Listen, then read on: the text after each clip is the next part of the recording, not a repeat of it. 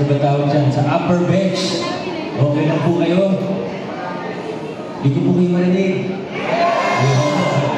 Una po, tayo ay nagpapasalamat ng taus-puso sa mga kasama natin. Nakakatuwa po dahil sa proyektong ito, nakita po natin na nagtutulungan ng hindi lang isa o dalawang opisina, hindi lang isa o dalawang grupo, kung hindi po nagsama-sama ang iba't ibang stakeholders dito sa lungsod ng Pasig.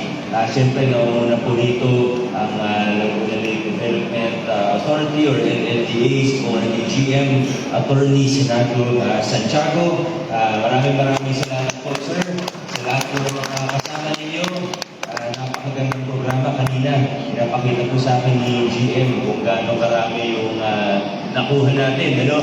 At talagang ibig lang din sabihin, success yung programa, pero ibig rin sabihin na marami pa tayong kailangan gawin. Asahan po ninyo, sir, ang lungsod ng Pasig, kasama po ng Sentro, ng swamo po natin, kasama ng ating mga sweepers, kasama po ng iba't ibang sektor, kasama ng barangay, ito po sila Kap Robin, sa Landanan, mga kagawad po natin, asahan po ninyo na susuportahan po natin ang programa ng LLDA, asahan po ninyo na gagawin po namin ang aming parte dito sa paglilinis ng ating mga waterways. Basta lahat po ng sakop ng Pasig City, mula, kasi konektado naman po lahat yan. Mula sa Laguna de Bay hanggang sa Manila Bay, hanggang sa ating Ilog Pasig, Ilog Marikina, sa ilan ng trip natin, Sir Allen, dalawa po. Mahigit doon, parang 22 yata yung trips namin sa lungsod ng Pasig. At alam naman po natin talagang connect po yan. Kaya kailangan po talaga gawin natin ang part natin. Nakikita ko rin po, kasama natin ang ating private sector. Naghanda po ng pagkain para sa atin. Maraming salamat po. At iba't ibang grupo, hindi ko na po siguro isa-isahin. Dahil kung subukan ko po isa-isahin, sigurado po sa dami ng mga grupo at sektor na represented dito, baka may makaligtaan po ako. Para safe na lang po, hindi na po ako magpapanggit ng isa-isa. Pero talaga naman po nakakatuwa, magkakasama po tayo. At ang isa pong tinututukan din natin sa lungsod ng Pasig, opo, naglilinis tayo, from time to time, may mga clean-up drive tayo. Pero siguro, ang pinaka-importante sa ginagawa po natin ay yung mas maayos, mas mahigpit na enforcement at implementasyon ng ating mga batas. Sa Pilipinas, magaganda po ang batas natin, pero ang tanong ay implement ba ito ng maayos? Kaya sana maintindihan din po ito ng mga establishmento sa lungsod ng Pasig, sa lahat ng mga nagnenegosyo sa Pasig, maging sa ating mga residente na paano mas naghihigpit na po tayo pagdating sa mga discharge ng water waste, pagdating sa littering, iba pang uri ng pollution sa ating lungsod. Kasama ng Senro Suamo, tapos si Councilor Kiko ay nandito rin po. Kailangan po kasama ng barangay. Kailangan talaga magtulungan po tayo. At kaya tayo sa Pasig, hindi tayo nagdadalawang isip. Pag nakita natin na talagang nag-violation, nag-notice na tayo, hindi pa rin sumunod. Siguro, alam naman po ninyo na naghihigpit na talaga tayo. Kahit malaking business po yan, kahit yung sinasabing malalaking tao, yung may-ari niyan, pinapasara po talaga natin kapag may nakita tayong hindi maganda o hindi tama na ginagawa ng discharge sa mga waterways. Pero muli po, sa ating lahat, maraming salamat. Siguro, masasabi po natin na bagamat marami na tayong nagawa, marami na nagawa ng LLDA, lahat ng mga taong nandito ay marami pa po tayong kailangan gawin at mas magiging epektibo ang mga programa natin kung tayo po ay magtutulungan. Muli po, maraming salamat sa inyong lahat at sa ating mga bisita. Welcome to the City of Pasig and Barangay Tinituan. Maraming salamat.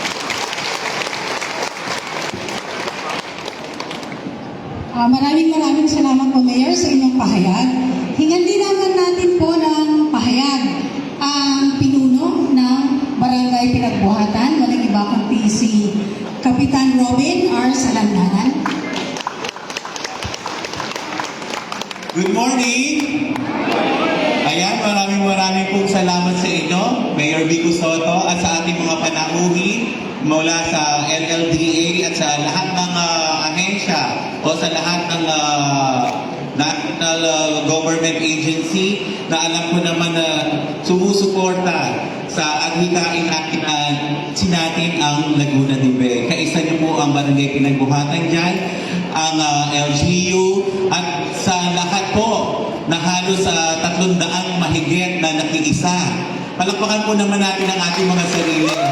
Kasi po, hindi mo namin ito magagawa kung hindi mo namin kayo kasama. Kaya taus-puso po ako nagpapasalamat dahil ang pinagbuhatan din naman ho ay kapatid ng pag-asa para sa paglilinis o pag-aanay ng pagbubuhay para sa Laguna de Bay. Maraming pong salamat at magandang umaga sa atin.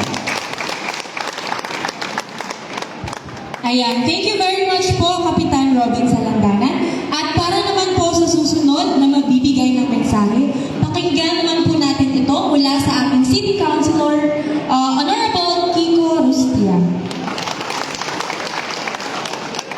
Maraming salamat po at hindi ko rin po papahabain dahil medyo marami pa rin po tayong i-discuss, i-share at saka pag-uusapan ngayong umaga dito sa programang to. No? Pero una-muna sa lahat, tayo po ay nagpapasalamat of course kay Atty. Santiago, sa LLDA, kay Director Ruel po, sa DNR, sa lahat po ng bahagi dito including yung mga both government and private agencies po na kasama natin dito sa programang to. Alam niyo naman po, of course, siyempre si Mayor Vico, Cap Robin at ang buong council at si Sir Allen na talaga namang lagi kong kasama na lagi pinag-uusapan yung mga programang pangkalikasan dito sa lungsod. Wala naman po sigurong hindi nakakaalam sa or pamilyar sa Laguna de Bay. At alam naman po natin ang mga katubigan dito sa Pasig, minsan direkta, minsan indirect na konektado dito. At tayo po ay nagpapasalamat na may mga organisasyon na katulad ng LLDA at may mga ahensya po na tumutulong sa atin sa pangangalaga ng waterways natin dito. Dahil ito rin naman po ang nagko-contribute sa kung anumang posibleng polusyon o dumi na umaagos sa ating mga katubigan dito sa ating mahal na lungsod. No? Pero siguro po, ang pinakamahalaga dito, kahit na marami pong tumutulong sa ating mga ahensya, kailangan po tayo po magkaroon ng pusa na pangalagaan ng ating mga katubigan dito.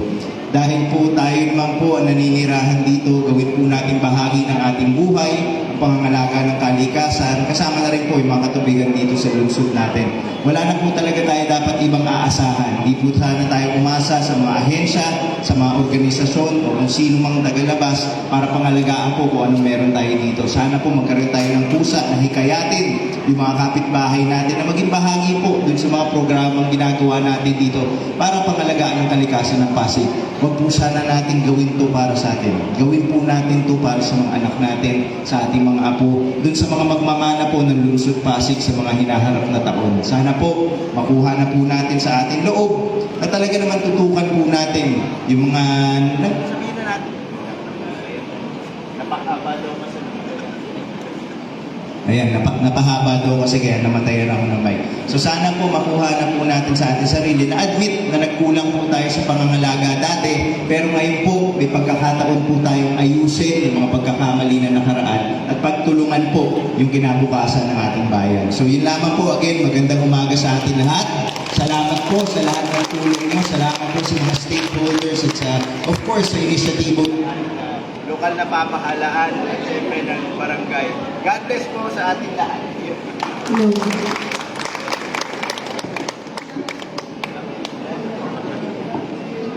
Maraming salamat po, Kansahal, Rustia. Ngayon po, dahil sa maraming nasasabi at marami tayong nalalaman sa araw na ito, hiling din natin na malaman talaga kung ano ba tinatawag ng overview of the project na dinala ng LLDA dito, at ito ipapaliwanag po ng ating General Manager, walang iba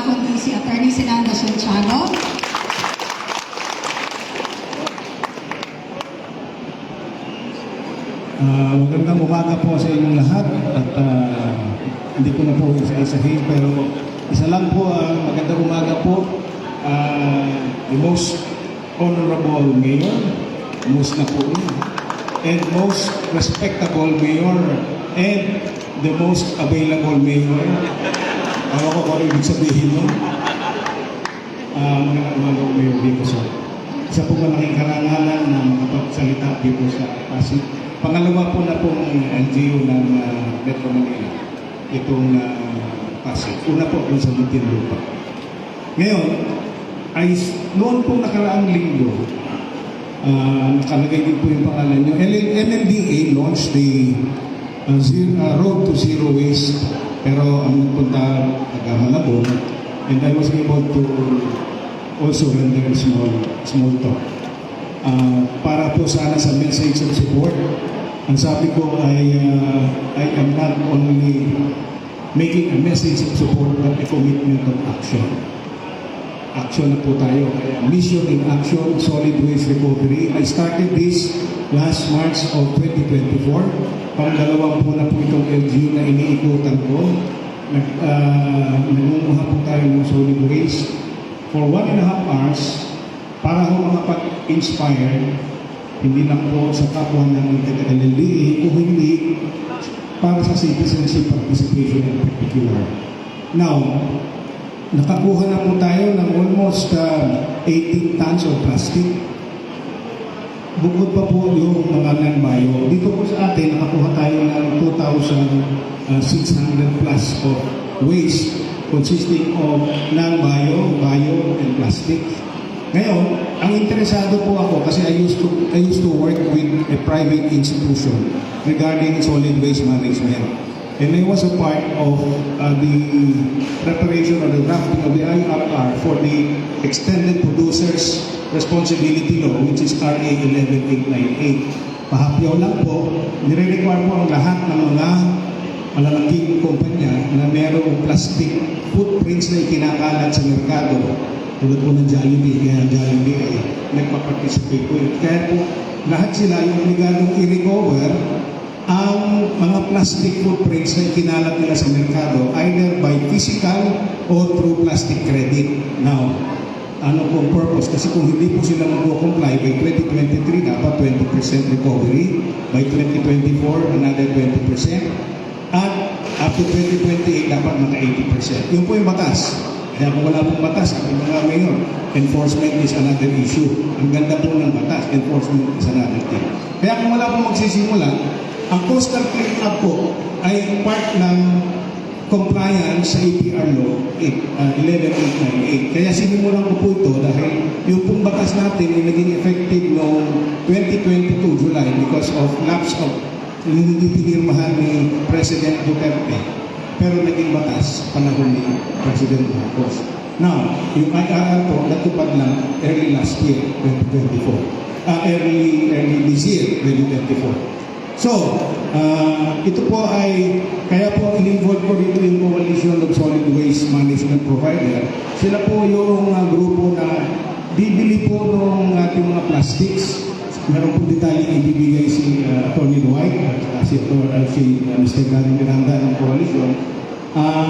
Kasi ngayon po, ang mga tao, kumuha ng mapopurbetso doon sa plastic na i-recover nila, hinahayaan na lang kahit yun na sa mga nakuha natin dito sa ating katubigan, bibili po yan ng 2 pesos and 50 centavos per kilo.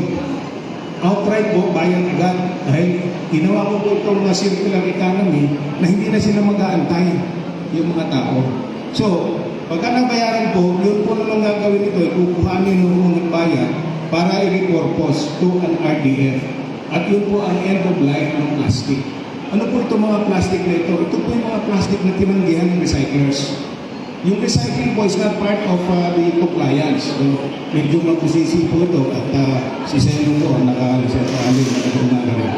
So, ito po yung objective ko bilang isang advocate ng solid waste management before na nang mapunta naman po ako sa LLDA, I try to interconnect it.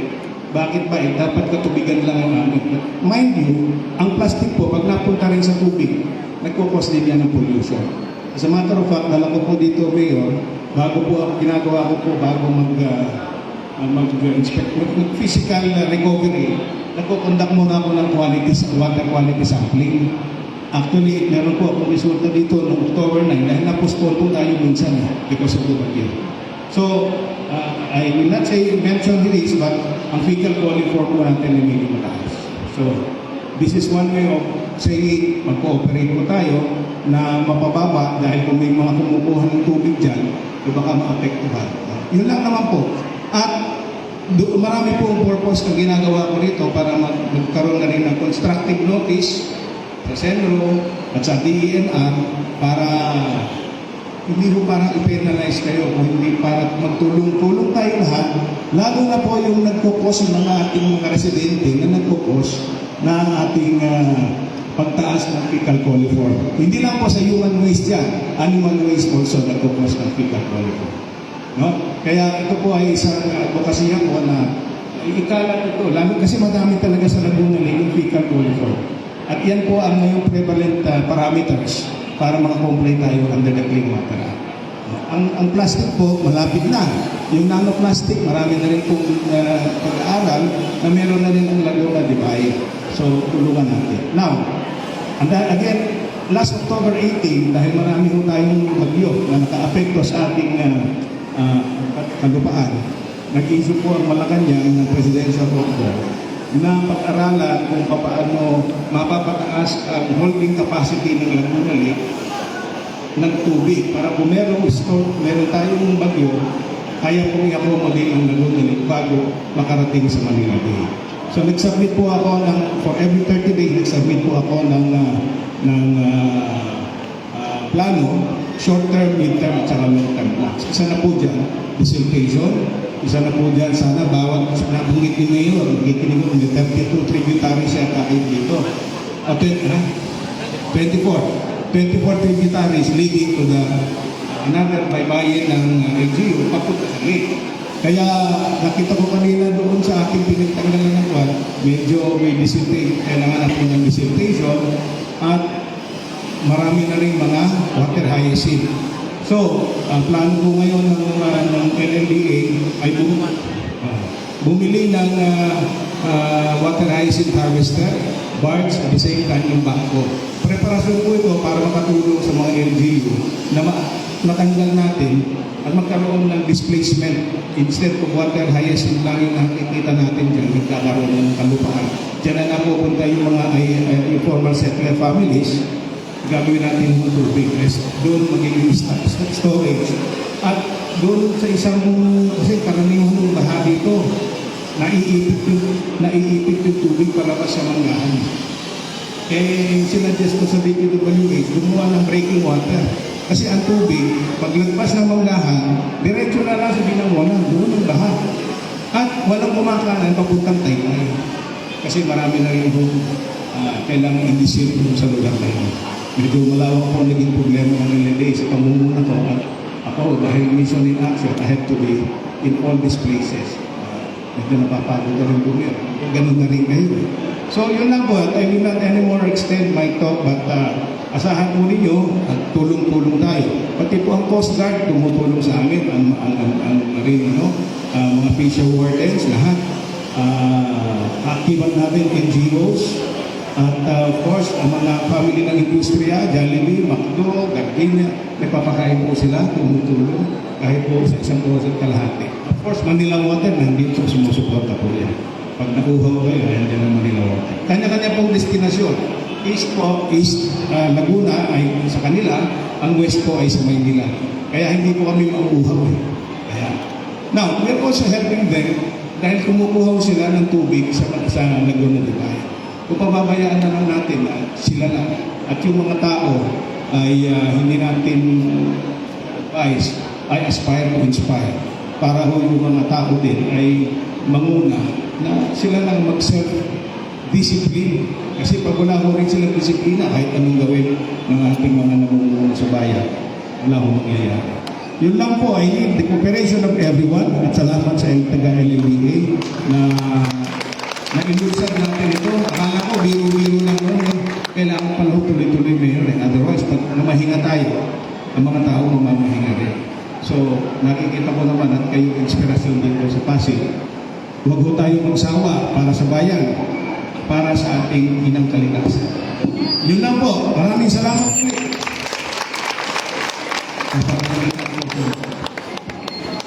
Maraming salamat po, GM.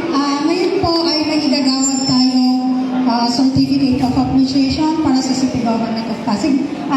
Nangyari lang po dito siguro si GM sa unahan at si Mayor para ibigay ang ating certificate.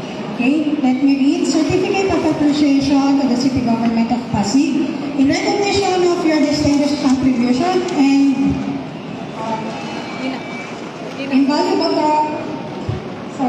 collaboration with the Abang Kamay para sa Laguna Divide. Mission in Action Solid Waste Recovery on November 20, 2024, Barangay Pinagbuhatan, Pasig City. Your exemplary leadership and commitment in protecting Laguna Bay and its tributaries along with your proactive approach have been instrumental in fostering clean, healthier communities. Your efforts serve as a powerful inspiration to others, driving positive change in environmental stewardship and advancing sustainable practices that will have lasting impact on our environment for generations to come. Signed, Attorney Senando A. Santiago, Acting General Manager, Laguna Lake Development Authority. Palakpakan po natin ang lahat, lalo-lalo na ang City Government of Pasig.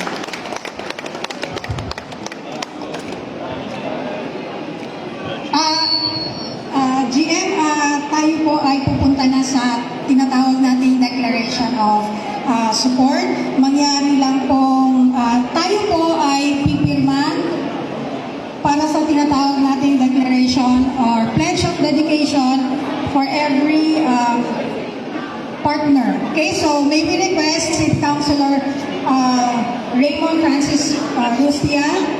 Okay, and then Honorable Robin R. Salandana, Chairperson, Barangay Pinagbuhatan. Sir Danilo P. Miranda, President, CSWMP Foundation Incorporated. Mr. Carl N. Zapata, Regulatory Affairs Director, Mindanao Water Company Incorporated. And the representative from Philippine Coast Guard, Ms. Lourdes Luis Santos, Business Development Manager, Ecological Waste Solution. Attorney Dwight Ramos, and a representative from the Jollibee Food Corporation, Chowki, Manginasal, Burger King, representative from Coast Guard also, National Cero, and Solid Waste, tapos po, pag nakapin naman na po ating mga magalang-galang na bisita, pagkakit po na kailangan yan kami po gano'n. Kasi po ito ay para sa ating lahat. Hindi lang po sa amin, sabi na, matawag ay para po sa atin lahat. Kasi yung recycle po, ay inaintirahan namin na kunin na doon. Yung hindi ko pa natawag, nangyari na po bababa dito ang kunin na. Yung mga pulisan po,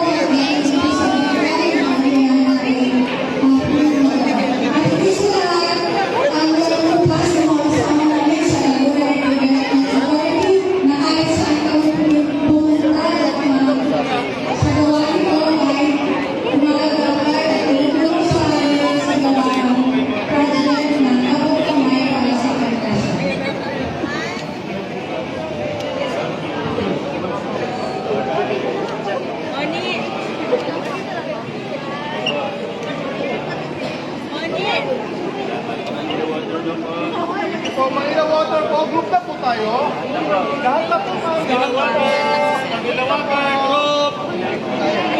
Nakakita na natin ba? May camera po kayo, ako na po.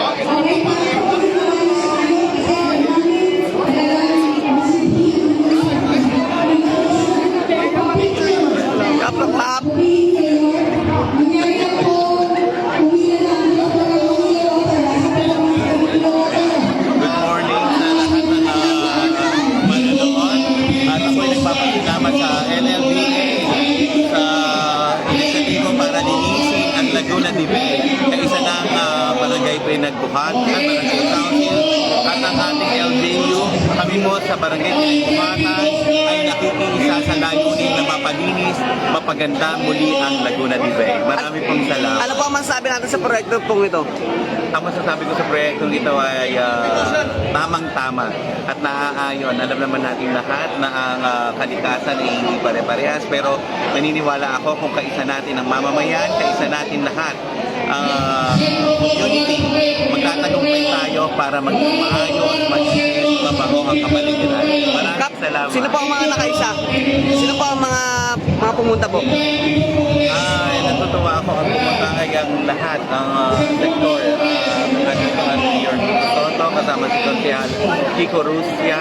Nandito ang Senro, sa pangunguna ni Sir Allen Angeles. Nandito naman ang LLDA, ang lahat ng sector, ang business sector, andyan ang Jollibee, ang Coast Guard, ang DENR, at ang mga empleyado ng barangay, pinagmukatan at ng Mensahe na lang po sa mga pasigilyo po.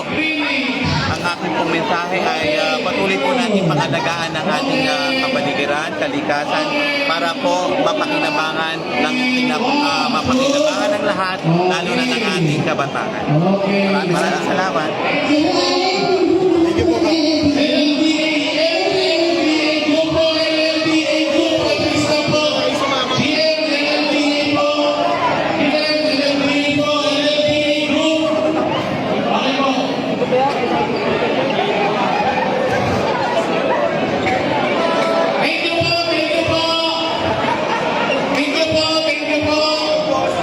Isang group lang po tayo, isang group picture. Isa lang po.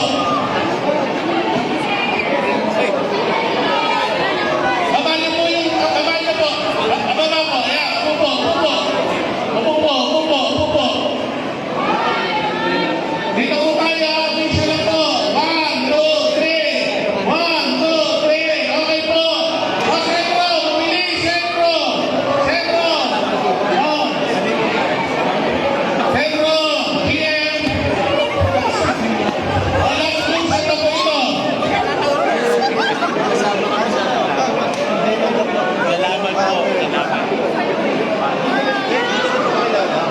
PNG, Pedro, PNG, sa lahat ng mo. Okay. Papakuha ko doon kay Kiko Rusya. Boy ko lang. Si Konsi Kiko, Konsi.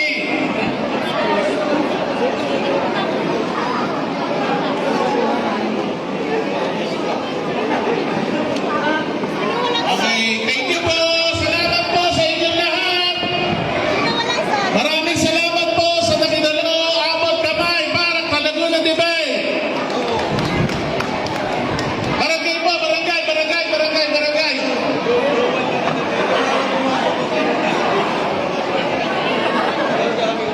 Barangay po, pati yung volunteers. Barangay, pati yung volunteers po. Ito po, mga kagawad, kapitan, mga volunteers po. Mga kagawad po, mga kagawad, mga kagawad.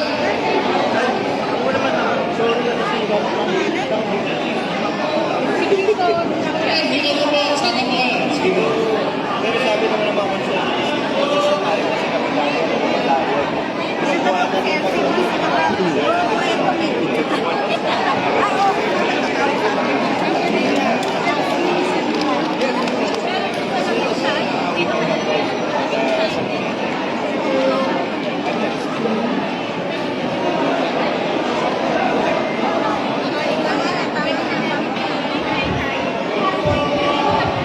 Sige po, Konsi, pakilala po tayo. Yes, magandang umaga po sa lahat ng ating viewers. Si Councilor Kiko Rusya po. Sir Allen, Nandito nga okay tayo na our umaga. Tuloy po ko yung ating program. Laguna de Bay. Sige po. tuloy po yung ating programa. Mangyari lang po bumalik tayo para makinig pa sa pahayag ng ating ibang mga bisita. Salamat po. natin, ng LLDA, nandiyan na DNR, ang sentro natin, at ibang mga stakeholders para po linisin yung mga May katubigan karagdagan pa po kailangan direkta o ibigay ng indirekta, ating mga konektado po sa Laguna de Bay. Kaya mangyari lang Konsi, ano po masasabi po natin natin sa proyektong pong ito? Una-una, siyempre, nagpapasalamat tayo na may mga organisasyon, may mga kumpanya, kaya ng mga kasama natin ngayong araw na tumutulong sa lokal na pamahalaan natin para linisin yung mga waterways natin dito sa Luzon. I think sa paraan na ito, itong sabihin na natin, itong Okay, sige po. pagsasanib puwersa ng iba't ibang mga grupo, I think mas malaki po yung magiging impact natin sa pangangalaga ng kalikasan dito sa Luzon natin. Minsan lang po sa mga Pasigueño ko. Kaya mga Pasigueño, again, tayo po ay nagpapasalamat dito sa mga nakasama natin. Yung mga nakapila po sa likod, Sana rin po, ay gawin po pagkain. natin ang ating part. After nyo po Bahagi dyan, tayo pwede ng po kayo pagbabago, sinubuan. maging bahagi Pwede tayo tayo ng po pangangalaga kumuha ng ng kalikasan ng food, ating diba? lungsod. Let's Para find it in habang our may hearts nagdi-discuss po ay napakalagaan ng ating pwede naman kapaligiran. po kumain. Itulong po natin Hindi ang pa po tamang tayo pangangalaga po. sa kalikasan sa ating mga anak. Hikayatin po natin ang mga kapitbahay natin, yung mga pamilya natin na may makibahagi po sa pangangalaga ng kalikasan dito sa lungsod. Alright. Maraming salamat po. Salamat.